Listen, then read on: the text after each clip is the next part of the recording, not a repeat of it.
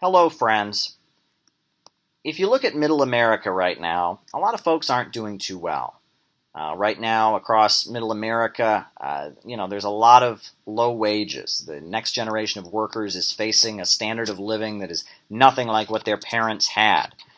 Furthermore, at the same time, the good-paying industrial jobs that once defined the American dream have been eliminated. All across the United States, homes are foreclosed, formerly prosperous neighborhoods are dotted with empty homes, with boarded-up houses. There's a crisis of opioids. There's a lot of hardship. And while there's a lot of hardship and the standard of living is dropping in the USA, there's a small group of billionaires that's making out pretty well. I mean, you look at these payday lenders. As people struggle to pay their bills and pay their rent and all that, you've got payday lenders that give people these predatory loans and kind of suck the money out of people and make them even poorer. You've got the insurance companies that push doctors to overprescribe opioids, really playing into the epidemic that we have of addiction. You can go down the line. There's the prison industrial complex. Poverty increases, crime is increasing, criminal activity is increasing. So, there's some corporations that have figured out a way to turn locking people in jail into making money, and they get contracts from the government to lock people in jail. The prison industrial complex. You can go down the line. Right now there's this huge boom in oil and natural gas production across the USA because of hydraulic fracking. However, so many parts of this country that are so poor are producing huge amounts of natural gas. They aren't getting the profits. People in Pennsylvania right now, oil and natural gas is coming out of the ground, but Wall Street bankers and Wall Street oil companies are getting rich from it, not the people in those states. You can go down the line. There are billionaires in the USA right now. They own the major parties. They own the politicians. They depend on contributions from them. The media is in their pocket. And these billionaires are getting rich while America and average, ordinary working people are getting poorer. That's the reality, right? So we can all agree that that's capitalism. We don't like that. That's a system based on profits. The economy is set up to serve these billionaires. They're making profits. They're, making the world poorer, sucking profits out of working people. It's a bad setup. But for just a moment, I'd like you to imagine a hypothetical socialist United States. Imagine that with all this oil and natural gas production that was going on in the USA, the profits weren't being owned by small corporations or big corporations. The profits from all the oil and natural gas being produced in the USA right now were actually going to the country. It was state-controlled, and the government was using the proceeds from this oil and natural gas to build new universities across the country, to provide free health care to the population, to build new high-speed trains and highways, to start funding research and advances into technology, to give a decent life to people. Imagine that was what the oil and natural gas was being used for because it was state-controlled. And imagine that all these, auto plants and steel mills that have closed down because they're owned by private companies, imagine that they were under state control, and the workers who worked in those plants, they had job security, and they had a set wage because that was a state-controlled industry, and it was owned by the state. And so people were guaranteed protections on the job, and furthermore, they had job security because it wasn't just based on whatever the owner felt like doing. It wasn't based on profits. Instead, it was a state-controlled industry. That's the difference between capitalism and socialism. Capitalism is an economy in which a small group of owners, those who own the major centers of economic power, the economy is set up to serve them. It's an economy based on profits. That's what capitalism is. Socialism is when the government forces the economy to work for the public. Socialism is a rationally planned economy where common sense dictates economic activity, and there's a central plan, and the economy is forced to work for public good. So now that we've established that, now you have this hypothetical socialist USA in your mind. Well, this hypothetical socialist USA in which the oil and natural gas and the industries and banking was controlled by the state, in such a country, it would become a big problem if no one was buying that oil and natural gas. So can you imagine that there might be somebody whose job it was to go around the world and find people to buy that oil and natural gas that we would be producing in our state-run industry? And they would go around the world and set up deals, and so people could buy oil and natural gas. Or maybe they set up deals with different oil and natural gas companies around the world so that we could buy their technology and use their technology to make our oil and natural gas production more efficient.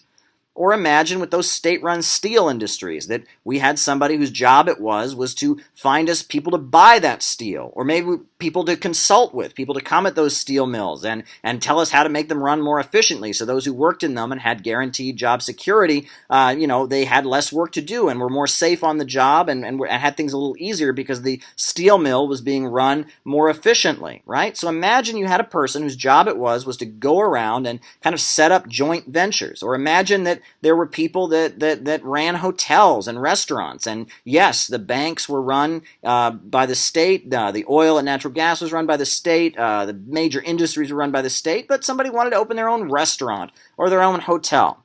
Well, if you can imagine those people, that's what a socialist billionaire is. If you look at Isabel Dos Santos in Angola, if you look at people like Jack Ma in China, or people like I know this guy Wang Zhanlin, I'm sure I'm butchering the name, I don't speak Chinese, the owner of Dalian Wanda Corporation, which owns AMC movie theaters in the USA.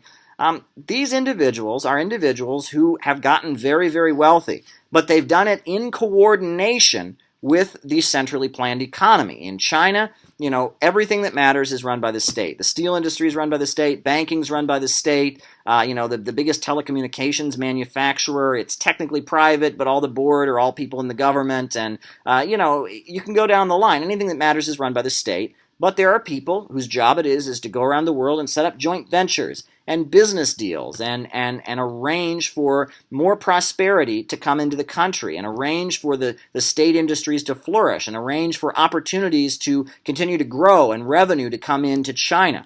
It's this kind of state-run, centrally planned economy that has made China very wealthy, but in order to do it, they've had to bring in foreign investment, and they've had to arrange for different companies to kind of cooperate with the state-run economy. That's why today in China, the world tourism industry is having a boom, because people in China now have this very prosperous lifestyle and are going on vacation to places like Paris and London and New York City. And it's because of that China has really lifted its head and lifted 700 million people out of poverty. They did it with a planned economy, but in order to do that, they needed to bring in foreign investment. Isabel Dos Santos in Angola, this is a very poor country in southern Africa. It has a state-run oil company. For 27 years, there was a civil war going on because the USA was funding this group called UNITA, that was fighting against the government led by a guy named Jonas Savimbi, and hundreds of thousands of people died. They finally got peace in 2002. And Isabel Dos Santos, she has worked with the state-owned oil company, and now Angola has its own cell phone company, Unitel.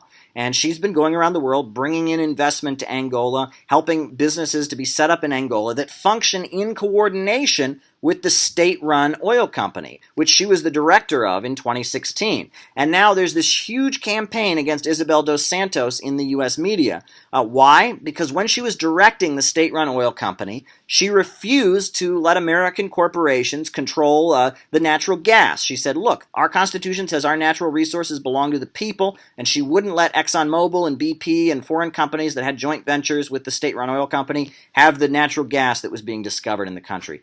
Furthermore, she required foreign companies that were operating in Angola to hire and purchase their supplies domestically. She said, look, if you're going to be in Angola doing business, you need to, do business with Angolan companies. And for that, she has been subject to a smear campaign. CNN said that she was being investigated for corruption when no such probe existed. They've now confirmed, but she's been subject to a smear campaign. Now, Isabel Dos Santos has become very wealthy. Jack Ma has become very wealthy. There are many people in these socialist countries who work with centrally planned economies and go around the world trying to bring in foreign investment, setting up joint ventures, and they have become very wealthy. But you can't compare them to people like the billionaires and monopolists in the USA that have been getting wealthy by making the USA poorer and making the world poorer.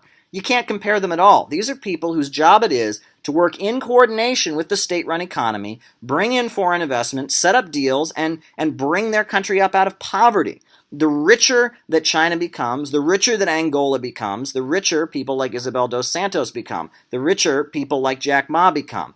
Their relationship with the state-run, rationally planned economy is a good one. They use their innovation and their skill at going around and setting up deals and doing business. They use it to help everyone by helping the state-run, centrally planned economy.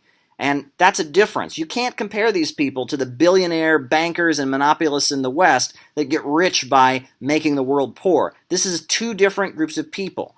And I must say, there's this illusion out there. All my life, I remember when I was in school, they always taught us, communism means everyone gets paid the same wage no matter how hard they work. That's not the reality. Every socialist country has had some level of income inequality. Socialism is a rationally planned economy in which the economy is forced to serve the good of the public and public good, not the interests of profits. And communism is a higher stage. Communism is like an ideal. The idea is that after thousands of years of socialism, eventually the economy will develop so much, there'll be such efficiency in production, there'll be like a 1-hour work week, there'll be no crime, there'll be no need for any kind of central government. People can kind of just do what they want, take what they need. It's something that we can't even really imagine. It's very far off in the future based on such an extreme state of material abundance. But that's communism. But socialism is a rationally planned economy. And socialist billionaire is not an oxymoron. There are people who become wealthy by working to make a centrally planned socialist economy more prosperous. And there's nothing wrong with that.